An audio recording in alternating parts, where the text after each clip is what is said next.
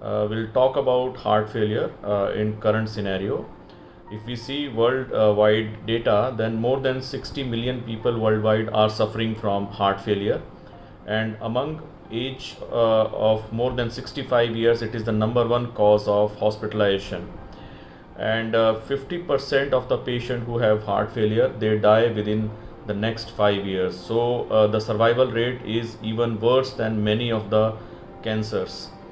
So it is important to understand the pathophysiology of heart failure and to what are the triggering factors, what are the risk factors, and to deal with them subsequently. So major triggering factor or comorbid condition for heart failure are diabetes, hypertension, coronary artery disease, obesity, obstructive sleep apnea, CKD, and high BMI.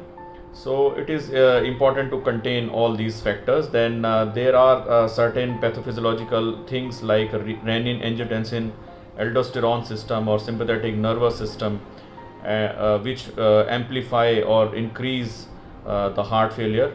Then oxidative stress, inflammation, that they all contribute to the amplification or further progression of heart failure.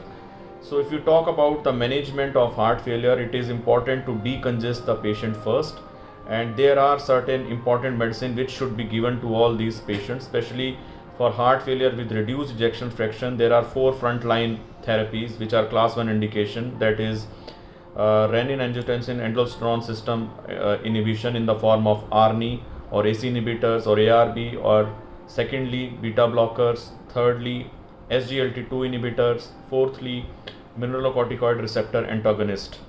For heart failure with preserved ejection fraction, we don't have many medicines in our armamentarium, but SGLT2 inhibitor has definitely been found to be useful. So all these medicines, they should be started for these patients at the earliest, and they not only decrease the hospitalization of these patients, but they increase the overall mortality and effort tolerance for these patients.